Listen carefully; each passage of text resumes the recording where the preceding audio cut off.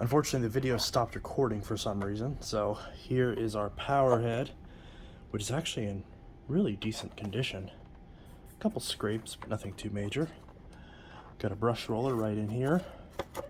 Very loose in traditional Sebo fashion. So I have to figure out which way this is supposed to go before I turn it on. Manufacturing code AO, or AO. Got our little inspection flap. So this is a Sebo Dart 1-ET1. So the power nozzle is 1.6 amps, made in Germany.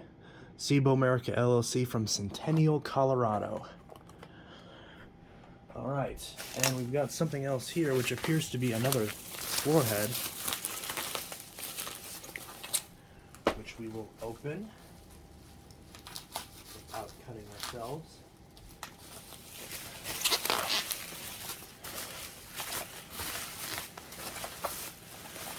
And this is the Sebo Parquet brush. Very nice. And it has the brush strip in the back with the removable brush strip in the front, which has been removed on this unit. And the little tab right there for it.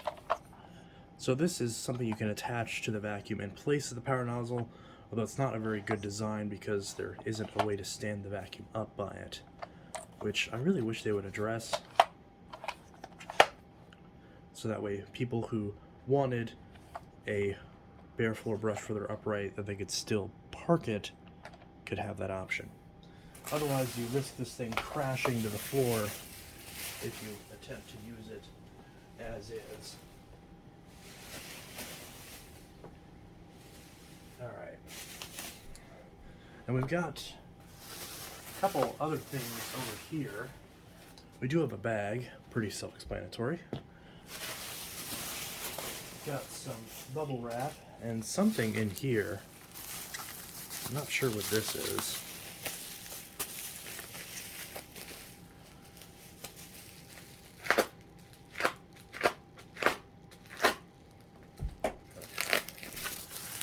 Cut this open. It has a wire of some kind.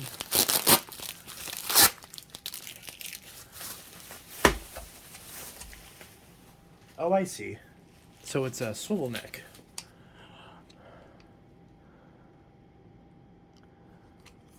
So this is the swivel neck portion,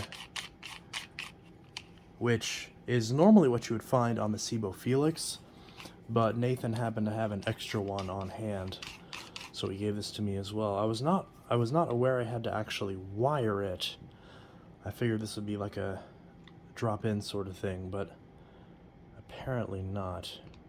But I will try to figure out how to try this, because I do want to try this and see if I would like the swivel neck on a Felix. But I don't know. We'll see. But that is still cool to have. And since I do have this, if anybody does need one of these, then I may offer it to you instead. But I will try to see if at some point I can swap this out and try out the swivel neck without actually needing to buy a Felix to try it, because I have driven a Felix in my local vacuum shop and I really am not a fan of the swivel, but maybe on my carpets maybe it's nicer. And finally, over here we have the machine itself, which is quite wrapped up. Oh, we got some attachments. We got a upholstery tool, dusting brush, no crevice tool apparently, but that's okay because I actually have a crevice tool that I saved from my X5.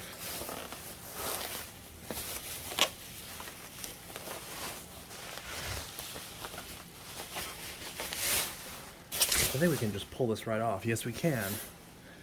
Here we go. And now we can take all this bubble wrap and take this power head and just click this right on. There we go. Just clicked right on. So that's fairly simple. And there we go. Come on. God, broken tripod. And then now we can take our dusting brush, put it right there, and our upholstery tool, and put it right there. Just like that. Broken tripod. Come on. Alright, so this is the Sebo Dart. I purchased this from Nathan, same person who I just bought the last two vacuums from. And the Elite 2 and the Velocity. It's in great condition, really no complaints. Never actually owned one of these. Ooh, it's quite heavy in the hand, which I'm not a fan of right off the bat. But I've always wanted to try one of these. Yeah, it's quite heavy in the hand. We do have a power switch on this model, so there's no suction control on this model. They're just off and on. On the Felix, this is a suction control slider. So the Dart is basically just a stripped down version of the Sebo Felix, missing some features, but still overall a nice built machine. So what it misses is it misses the suction control slider, it misses the adjustable handle, and it also does not have a swivel neck or the ability for the hose to automatically shut the brush off in the upright position. So we do have a hose, but the micro switch that is present on the Felix is not on this model. So the brush roller is always spinning on this until you manually turn it off. At least that's my understanding of it. Of course, I'll be able to actually try this and see how well that goes. So on this machine, we've got our 30-foot cord on the back, which we can unclip, and the cord hook is actually on the bottom on this unit, so pulls the cord off that way, which, you know, I kind of like the option to do both, but yeah, it doesn't really bother me any. And then as far as the bag goes, we pull this up just like this, and it looks like there is a bag in here already, which is good. So we've got a filter right down in there, and then we've got a bag. So in this case, we've got one bag that's installed, that's brand new, genuine, and then we have an extra as well.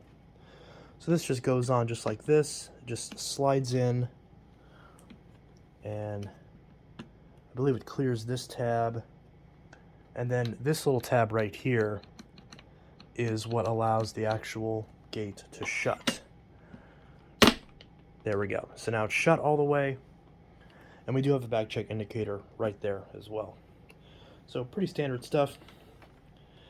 And we've got a hose that pops out right here. Of course it's top mounted, so it's very likely to tip the machine over, which is not ideal, and there's not very much stretch here as well, which again I'm not a fan of. But there is an optional hose you can buy separately that's much longer, and you of course can attach your attachments right onto the end of the hose just like that. So pretty self-explanatory. So that's pretty much that. We're going to go ahead and put this hose right back on, clip it back into place, and we're going to hook this thing up and give it a quick run.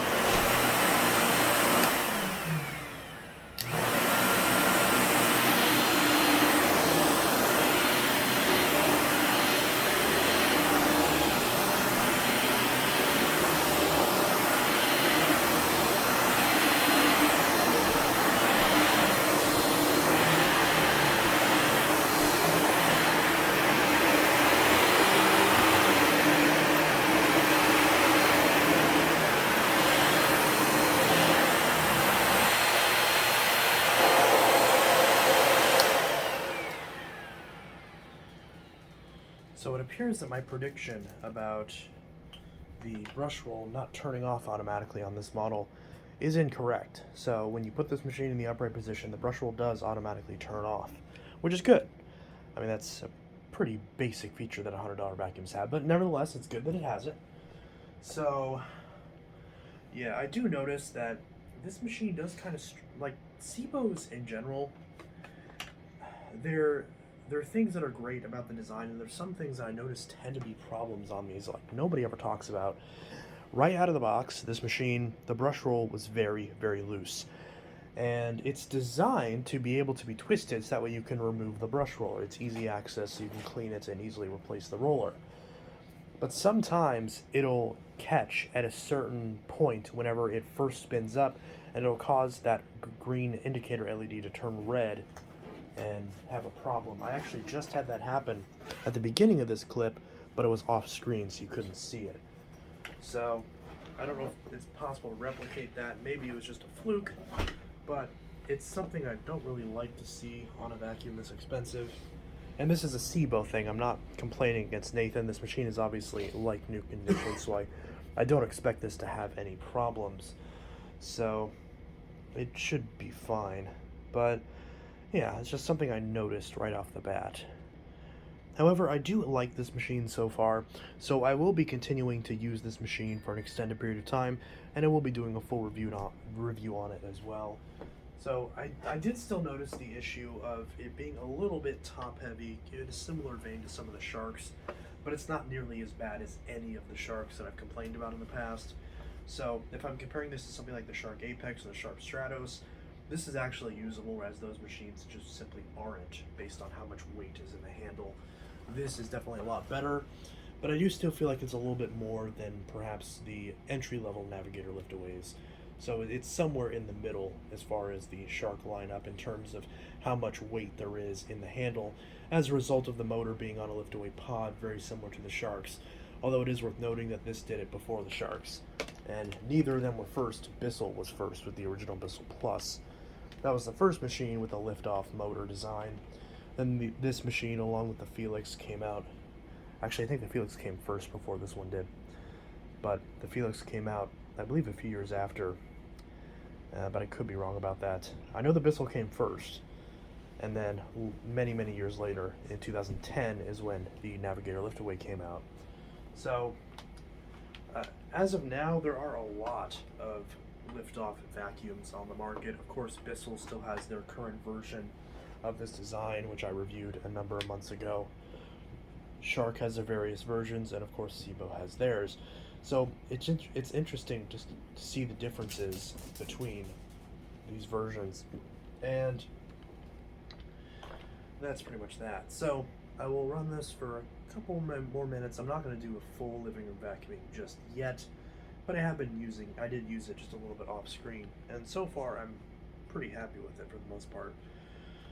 So let's go ahead and give this another run.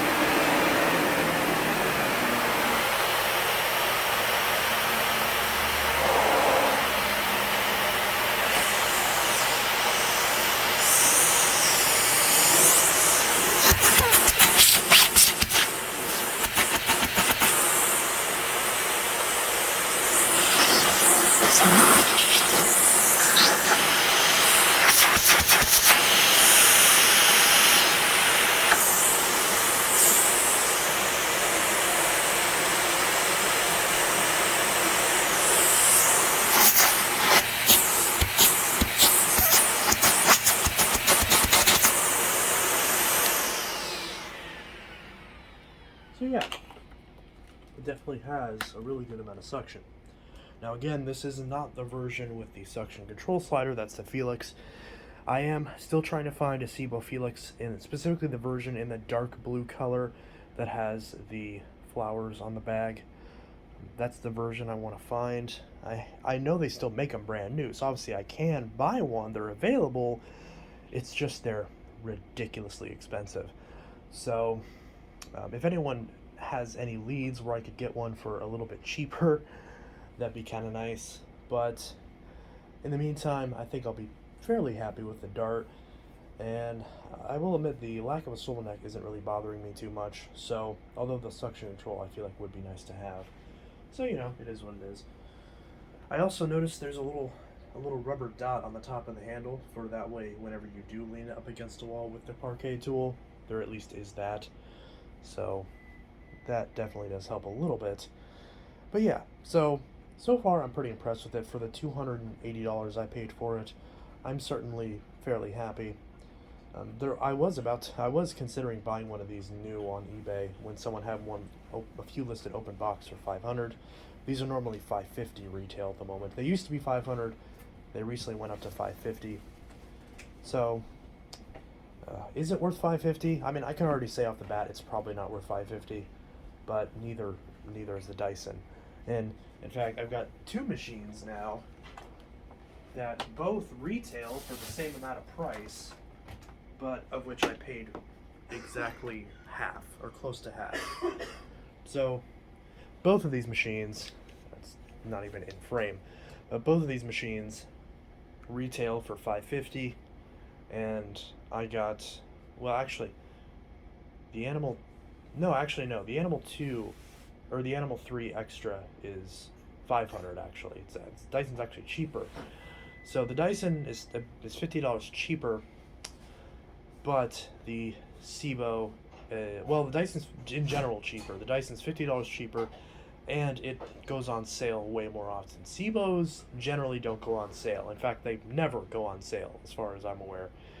It's definitely a dealer-specific thing. The idea is your dealer has a range that they can offer you as far as throwing in extra bags or accessories to make up the deficit. At least that's my understanding of it. I'm not a Sebo dealer, nor do I know any local Sebo dealers that I've actually talked to explicitly about this. So that's pretty much that. But, you know, I've obviously used the Animal 3 extensively, and the Dart is the bag equivalent to it. It's the machine that's clearly designed to be the Dyson killer, even though the Dart is much older than the Animal 3. So we will see after extensive testing if the Dart is worth considering. It is a current vacuum, so we'll be getting the full review treatment and the full Intellitech Studios torture test, which is just using it. So, the Sebo Dart full review will be coming very soon. I hope you enjoy that. And the next machine I plan on reviewing in this price range is hopefully the Riccar R25, but let's not get too ahead of ourselves. These are very expensive, and I only have so much money to spend on these machines. But if you want to help the cause as far as getting these machines to review, then consider sending a super chat or something like that to help the channel. But it's not at all necessary, not even close. Don't feel obligated. In fact, forget I mentioned it. But just know that it does take a while to acquire these machines, even secondhand and even on discounts. So, yeah. But your support is greatly appreciated, and it helps us get better real-world journalistic reviews out there to figure out what vacuums are right for you, based on real reviews, based on real usage, and not based off of any arbitrary tests that don't mean anything. This is actual usage, actual testing based on real usage in a real household. No fancy studio mumbo jumbo with fake pet hair and crap like that. Just real usage and showing you exactly what is useful for the vacuum and how it can benefit you or not in your household. So, if you appreciate that, then consider liking this video and subscribing to the channel. If you don't, well, there's a button for that too.